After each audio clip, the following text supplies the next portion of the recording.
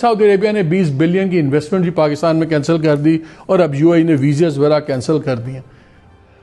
आदिल, मेरा क्वेश्चन ये है कि क्या ये जितनी चीज़ें हो रही हैं, हम तो हर चीज़ को इवेंट टू इवेंट चलते हैं, लेकिन नज़र ये आ रहा है, अभी मैं आपसे भी शेयर करूंगा, नाज़रीन से भी, कितनी ज़्यादा स्ट्रेटेजिक इनकी एग्रीमेंट्स हो गए हैं। यूएई इंडिया के, यूएई सऊदी अरेबिया के, मिलिट्री के भी हैं, इंटेलिजेंस के भी हैं, सब कुछ है। क्या पाकिस्तान को अब जो 2-3 साल से इंडिया ने सक्सेसफुल फॉरेन पॉलिसी की है कि इश्यूज पे हम आइसोलेट हो गए, क्या हमें अब फैसला करना है कि हमने किस ग्रुप के साथ चलना है? Subscribe now and press the bell icon, never miss an update. बड़ी सीरियस एग्रेसिव डिप्लोमेसी हो रही है मिडिल ईस्ट और गल्फ रीजन में इंडिया की। क्या ये लिंक्ड है चीजें आपस में?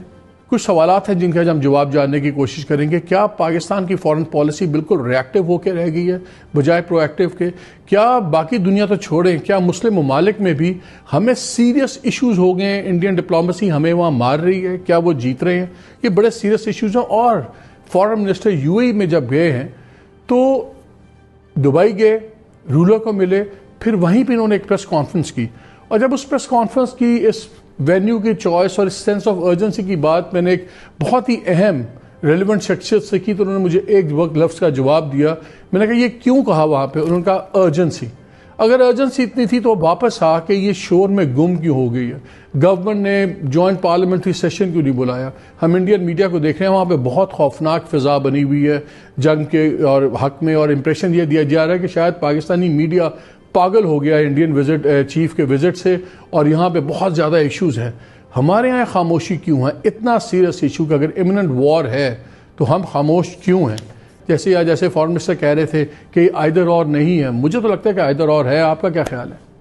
और इसमें मसला ये नहीं है कि पाकिस्तान और भारत के जो मसाइल हैं वो कोई हल हो गए हैं या उनको हमें इग्नोर करना है या उसे हमने अंडरमाइन करना है, ये मैं नहीं कह रहा। मैं ये कह रहा हूं कि ये एक्सपेक्ट करना कि अगर तुम मेरे दोस्त हो तो तुम्हें उसके साथ कुट्टी करनी होगी, ये आज की दुनिया में मुमकिन नहीं है। और उसकी जो वजह है वो 1 बिलियन लोगों की भारत की एक बड़ी इकॉनमी, ना सिर्फ बड़ी बल्कि एक फाल इकॉनमी जिसकी मुल्कों को जरूरत है। मुल्क अगर भारत के करीब जाते हैं इसलिए नहीं जाते कि लेकिन मुझे डॉक्टर साहब ये बताएं, एक तरफ आपको 3 बिलियन भी आपसे दिया हुआ वापस में ले लिया उन्होंने टाइम से पहले, रोल ओवर भी उसमें था, टेल की आपकी फैसिलिटी सस्पेंड कर दी, फिर उन्होंने आपसे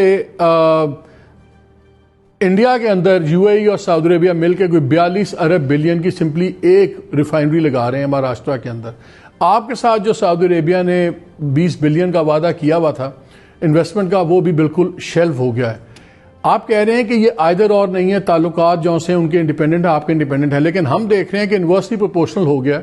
जैसे जैसे हम नीचे जा रहे हैं वैसे वैसे इंडिया ऊपर आ रहा है और हर लिहाज से ऊपर आ रहा है। अभी जनरल अमजद से भी मिलिट्री साइड की बात करूंगा तो क्लियरली हमें तो एक बड़ा क्लियर मैसेज मिल रहा है कि आप अपने फैसले करें, आप किधर खड़े में हैं। अगर हमारे साथ खड़े हैं तो खड़े हैं, वरना नहीं है आप।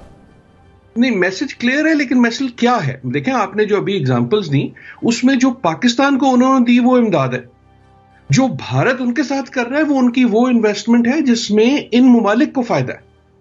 जो पाकिस्तान के साथ इन्वेस्टमेंट की भी बात होती है वो बहैसियत इमदाद होती है। और यहां हमें खुद सोचना होगा कि ये नहीं कि हमें किसकी जरूरत है, किसको हमारी जरूरत है। और अनफॉर्चुनेटली हमारी जरूरत सिर्फ तब पड़ती है जब कहीं जंग हो, जब कहीं मसला हो, जब कहीं कुछ और हो। That is why economics is important. हमें ये सोचना होगा कि हम इनको क्या दे सकते हैं। शमशाद साहब, आप खत्म कर लें। जी, सिर्फ एक जुमला। आपकी 300 बिलियन डॉलर की इकॉनमी है और एक मुल्क अगर 3 बिलियन उसमें से वापस मांग लेता है तो तहलका मच जाता है। इसका मकसद मैं ये कह रहा हूं क्यों होता है? इसलिए होता है कि 300 बिलियन की इकॉनमी होने के बावजूद हम इक्तिसादी तौर पे और सियासी तौर पे अंदरूनी इतने कमजोर हैं कि हम ये शॉक्स बर्दाश्त नहीं कर सकते। होना ये चाहिए कि हमारी अपनी कुव्वत इतनी हो, सियासी कुव्वत अपने अपने मुल्क के अंदर और इक्तिसादी कुव्वत अपने मुल्क में और बैरूनी, कि एक 3 बिलियन का शौक ऐसा नहीं होना चाहिए कि आपको पूरा उस पर शो करना पड़े। शमशाद साहब, ये बताइए कि हमें एक नजर आ रहा है पैटर्न, बड़ी aggressive middle east policy India की आ गई है। मैं देख रहा था कि मोदी ने 2014 से लेकर अब तक 8 बारी विजिट किया है गल्फ को, मिडल ईस्ट को। यूएई को 3 दफ़ा, सऊदी अरेबिया को 2 दफ़ा। अभी इंडियन चीफ के जाने से पहले जो इंडियन फॉरेन मिनिस्टर थे बहरीन गए, यूएई गए। अभी टॉप डिप्लोमेट्स उनके जा रहे हैं।